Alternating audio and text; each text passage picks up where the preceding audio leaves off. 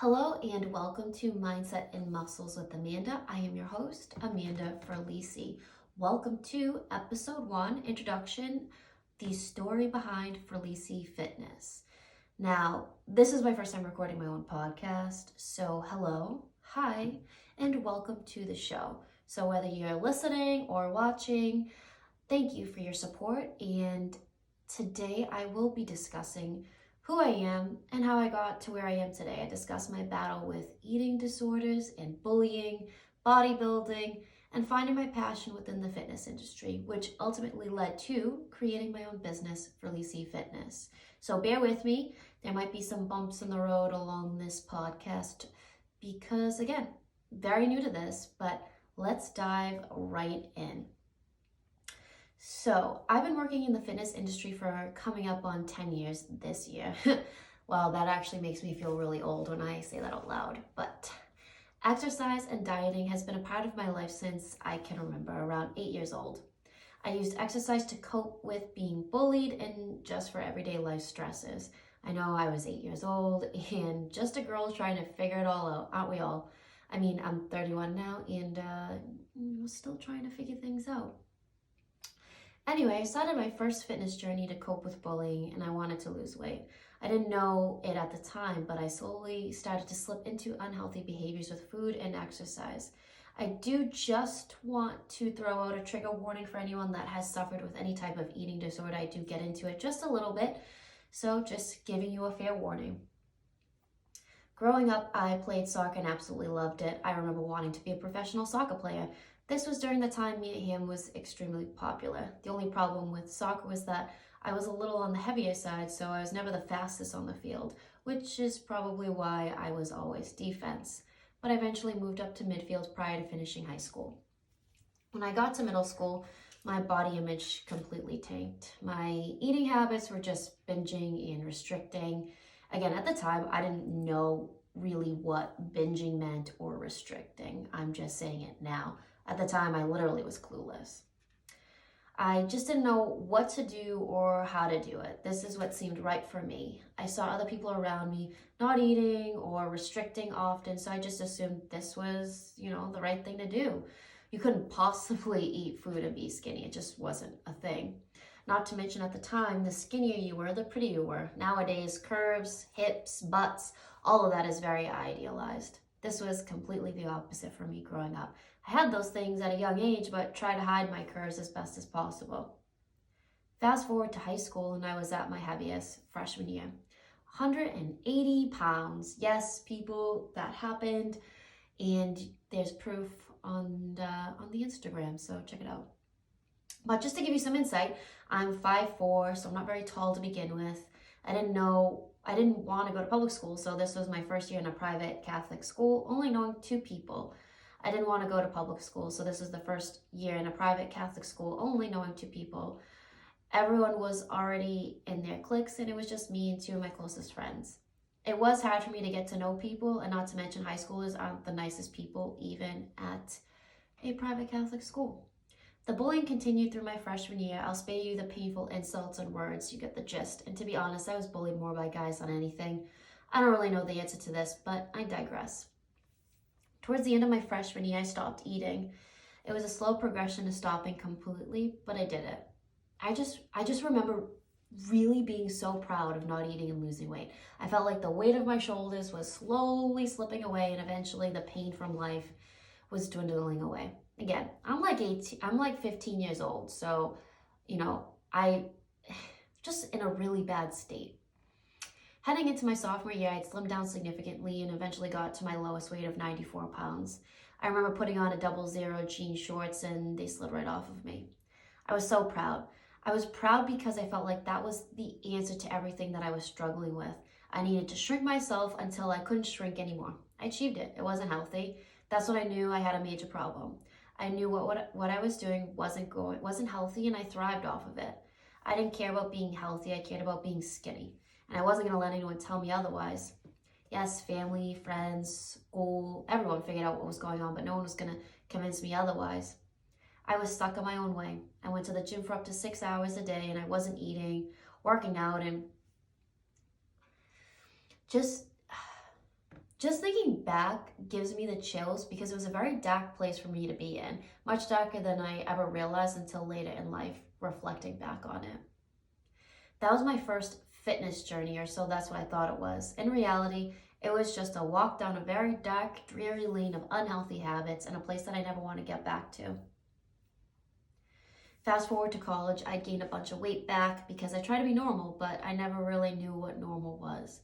I was studying pre-med, going clubbing, yes, the whole fist pumping thing, and drinking every night. Yes, every night. I still don't know how I got anything accomplished. I struggled with binging and purging throughout this time, and again, couldn't just figure it out. I was throwing up because I didn't want people to think I wasn't eating anymore, and people around me caught on and I had to disguise it somehow. I graduated with a bachelor's degree in psychology and biology with a concentration in health and counseling and neuropsychology. I could not find a job. I was at a point where I felt like an utter failure. I just graduated college and I felt my lowest. I took the LSAT because really there's only two professions, right? Either be a doctor or a lawyer. Wrong. I hated taking the LSAT and hated the thought of even going to law school. So I continued looking for jobs but only found minimum wage jobs working in a lab as a research assistant, which I did not want to do at all. I finally got a job working the front desk at a gym, and the next part of my fitness journey was about to begin. I worked my way up from the front desk into a general manager. I thought I wanted to be in charge of everyone and, control the gym. It took a few years as a manager to realize that I absolutely hated managing people, especially people that didn't want to work. I mean, I could really go on for years about how bad it can be to manage people that don't want to work, but I'm sure, some of you listening might already manage people, but you can use your imagination. I knew I wanted to help people with fitness and make them feel better. I would have long conversations with employees and members and try to help them feel better, whether it was image related or pretty much anything going on in life. I'm a bit of an empath if you didn't know. During this time, I was working out regularly, but still didn't know how to eat or really understand what I was doing. I lifted weights 5 to 6 times a week, did some cardio, didn't see any real results. I mean, we obviously know that in order to change your body, you need to change your diet and your workouts. I still had issues with eating and a bad body image, so that was also something that I battled with back and forth. Fast forward to when I turned 25, and shout out to my best friend Courtney. She asked me if I wanted to compete in a bikini competition. I literally was like, what does that even mean? A bikini competition. Like, I get up on stage in a bikini and I'm just like, hey, hi, hello. But she sent me a photo of Amanda Latona, one of the most incredible FBP pros. I was hooked. If you can take a look at Amanda Latona, she's incredible. I wanted my physical appearance to actually match my hard work, and let's be honest, I was miserable, I was overweight, unhappy, and I just didn't want to look the way I looked anymore. I hit my breaking point. I hired a coach, and that was the moment that I realized I was onto something. I might have the answer I've always been looking for. I needed someone to show me what to do, how to do it, and get the results that I was looking for, because clearly my whole life I just didn't figure it out. I either didn't eat, ate too much, worked out, overweight, just all the things. I was tired and fed up with hating my own reflection and drowning out my sorrows with unhealthy behaviors. I started dieting at the end of May 2015 and competed in my first NPC show. I vividly remember taking my check-in photos and tears streamed down my face. I can't believe I went from wearing a 00 jeans to God only knows what size I was. If you check my Instagram, my before photos are usually my first check-in photos ever. But yeah, I guess it was a little different when you look at yourself in the mirror and then you take a photo and then look at the photo and then you're just so vulnerable and then you send it to someone like, here you go, fix me. I didn't weigh myself at the time because I was so embarrassed of how I looked and how I allowed myself to get to that point. The day of my first competition, I looked okay, but nowhere near what a winner would look like. I wasn't upset that I lost. I mean, I got dead last. I think it was like 30 people in my height class, and I think it's like top 16, and then they're like, okay, if you didn't get anything higher than 16, you're 16. So I don't know how last, because I never really checked, but last. It fueled my passion and desire, and I didn't even know this existed. I have always been super competitive my entire life with everything. So here I was on my way getting back into a sport where I could potentially win. I went down what I call a black hole of competing. Anyone listening who has ever competed, most of you have probably competed at least more than once because you get hooked to it. It's addicting in a sense. And I competed 9 times to be exact over the course of 4 years. I won some trophies and I even came in first place, qualifying me for nationals. Just to mention, when I came in first place, I was greeted by my best friend, my mom, and then walked off stage and like literally instantly called my father to tell him because I knew he'd be so proud. But I did qualify for nationals. I went to nationals, loved the way I looked, but I didn't do well. I knew I had lost a lot of muscle mass from dieting so much. Like again, I literally just kept dieting. I wouldn't give myself any type of building phase. I wanted to become an IFBB pro, but I knew that I needed to make some changes. However, this fueled another fitness journey for me. I told my coach after nationals that I was just completely burnt out. I didn't want to take any more check-in photos. Literally just the thought of putting my bikini on and taking a photo, no matter what size I was, it pained me. Like inside, I was just like, no, I literally cannot do it. I can't weigh myself, nothing. I continued to eat healthy, but I had to eat more because I wasn't eating nearly enough calories. I think at the lowest I got to was like 500 or 600 calories leading up to nationals. Sorry, I was just thirsty. But anyway, no, that is not healthy, and we'll talk about that in a later episode. During this time off from focusing on competing, my training business actually exploded. I continued to work out 5 to 6 times a week, maintained a healthy lifestyle, but I shifted my focus. I wanted to be successful. I never knew what success specifically meant for me. I knew I enjoyed helping people achieve their goals, listening to their problems, and also major success stories. And I genuinely love spending my days with people. I spent upwards of 12 hours in the gym, sometimes more, I'm not going to lie, every single day. Talking to people, gaining clients, learning from them, working out. I was working out like 1, 2, 3, 4 times, like nothing crazy, but just I wanted to be in the gym and I wanted to be around like-minded individuals, and I just wanted to be successful as a trainer. My clients helped me morph into the trainer that I am today. I learned to roll with the punches better than I ever have. What works for me, what works for one person won't work for everyone, just an FYI, so we'll get into that in another episode. But it actually gives me goosebumps how much I learn from my clients. It truly warms my soul.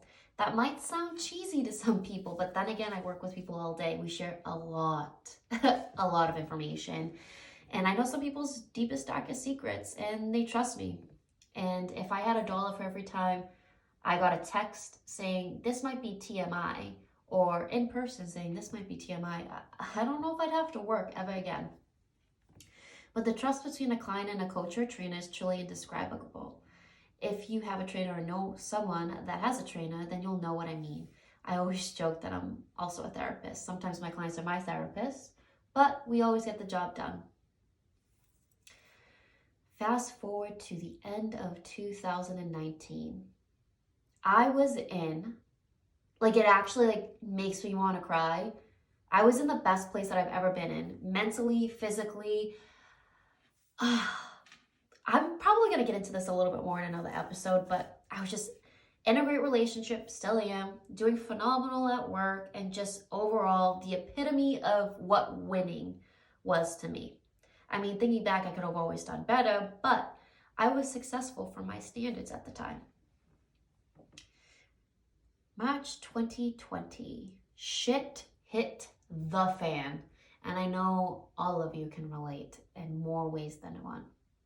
I was at my peak for training, maxed out for clients, online clients, everything.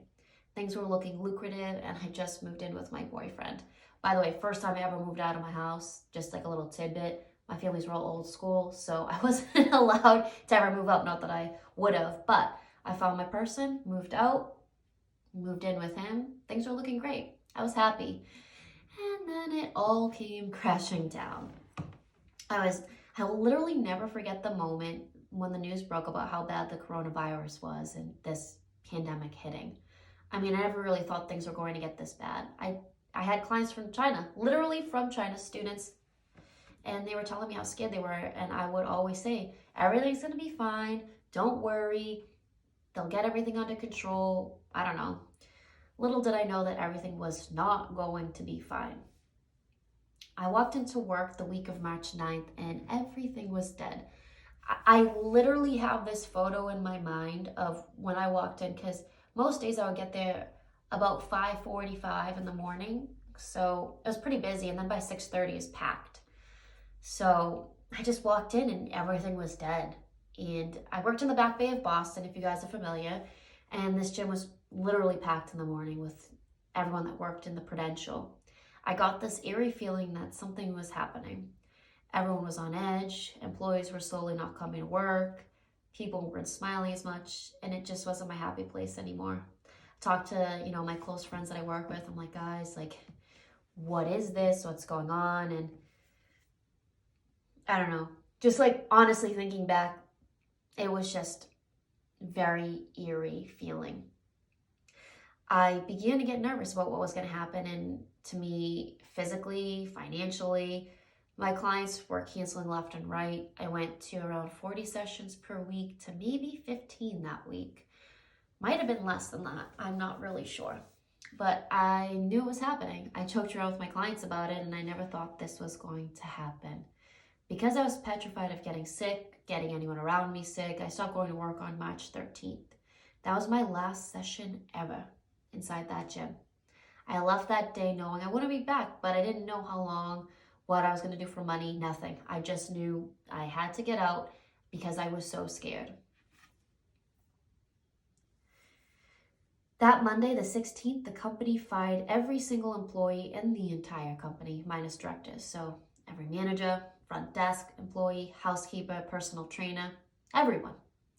It was on a conference call. I remember being in the car with my boyfriend, literally parked in the driveway of our house, tears in my eyes, in a state of shock. I was texting my two friends I work with, just being like, what the fuck? The company I worked at since I graduated college, they just let me go. Nothing to it. Just goodbye. Sign up for unemployment if you want. At that point, I started to feel at my lowest again. I had built a business that I was so proud of, and I was happy, and now it just crashed and burned. And I immediately contacted all clients and just told them, you can do whatever you want to do. I won't be returning. I just remember crying. I was like literally sitting, texting, or actually I kind of pace and text, so it's like a mixture of both. I was crying back and forth, and I'm not a big crier. I had built these bonds with people and helped them achieve their goals and just knew everything about them, and now I have no idea what to do. During this time, my boyfriend and I moved into a house. No furniture, but a bed and a table. So not only did the world shut down, I get fired from my job, we had to leave where we were living and had nowhere to live, and then found a house, moved in. All within a matter of 3 weeks. Actually, that's kind of crazy. But we were literally the epitome of figuring it out. I remember laying on the floor in the now living room on a blanket and just feeling anxious about what's next, how I was going to afford my bills, etc. Luckily, my boyfriend didn't lose his job. Then we built a gym in our basement because honestly, there's no better therapy than working out. I was working out outside and then in the basement, and then he kept saying, like, let's just build a gym. I'm like, no, let's save our money. He's like, let's just build a gym. And I'm like, you know what? Let's do it. I was scared to spend the money, but I wasn't making anymore, but I didn't care anymore. I needed a gym because gyms were closed, and that was the best part of my day, which was exercising. It took a few months and a lot of searching for equipment, but the gym was finished in August. It's better than I could imagine, and hey, I guess I have no excuse to work out now since I just walked down a couple flights of stairs. After much thought and consideration, I finally created Ferlisi Fitness, LLC. Woohoo! My boyfriend played a huge role in just pushing me towards doing what makes me happy. I was scared I was going to fail. I was scared of feeling that I was used to throughout my life, like nothing. From being bullied to graduating college and feeling like nothing. I never wanted to feel like that again. I called my parents in tears and told them that I'm a proud business owner of Ferlisi Fitness, LLC. I was going to make it. I was going to make them proud, myself proud, my boyfriend, and everyone around me. This was my time. I will be successful. I began virtually training clients. Now, let me just tell you that's an adjustment, but my clients also rolled with the punches with me, and I still train clients virtually. It is an adjustment, but most people that I train virtually, I already know them in person and know how their body moves. I was also driving around and training clients outdoors before people were comfortable coming to the gym. I was literally just lugging around weights, battle ropes, BOSU balls, stability balls, ladders, cones, everything. And let me tell you, I managed to fit a lot of equipment in that trunk, more than I thought was possible. I ended up gaining traction in referrals, and I began to book out sessions for weeks, months, etc. I had a website developed to make it easier to enroll in coaching and in-person and virtual training. If you take a look at my website, all these photos are unedited, taken on an iPhone. Thanks, Maurizio. You just need to make do with what you have and figure it out. That's our motto. As I sit here and reflect, I just can't even. You know that saying? Like, I'm actually getting emotional. I mean, I'm not where I want to be, but I'm not where I was. And I know what I'm capable of, and I'm proud of the business that I've built. And look, I'm here recording a podcast in hopes that maybe, just maybe, one person out there will take something away from this. What I can tell you is to have hope and faith. I never knew in a million years that I would be where I am. I knew I wanted to be my own boss and help people, but I never knew I would be in this position now. I told myself I wasn't going to cry. I actually I typed this all up, and I read this to my boyfriend like 3 or 4 times, and I cried. So, we're not going to cry today, but just know that I am very emotional. I have to thank every single one of my clients that put their trust in me and supported me along this crazy road called life. You guys are the best, and I'm truly grateful for you rolling with the punches with me. Who would have thought that a chubby 8-year-old girl who was bullied, developed eating disorders, and changed her life around would then end up owning her own fitness business? It brings tears to my eyes just thinking about it. If there was one thing that I could tell 8-year-old Amanda, it would be to be strong and keep pushing, because I'm made for something much greater in life. And here I am, 31 years old, happy as ever, continuously figuring it out, running a successful business, and just thankful for the people I get to work with and be around. I have the privilege of helping men and women with their own struggles, whether it's weight loss, eating disorders, mindset, everything. I get to meet with clients daily, push them to their absolute limits, both mentally and physically. Thank you guys. I'm able to do this because of you. I created this podcast to help anyone and everyone that listens. Maybe something I say resonates with you to never give up on your dreams and your passions. I'm going to close out this episode. Thank you all for listening to the episode 1 of Mindset and Muscles with Amanda. As of now, I want to release at least 2 podcasts per month, pending on how things are going. And I have a list of guests that will be on the show, so you don't just hear me talking all the time. And I promise I won't be reading off anything. I just wanted to make sure I got all the points across. If you like the show, I'm going to figure out how to have you guys leave a review, share it with a friend, family member, coworker, anybody. Thank you all for the support.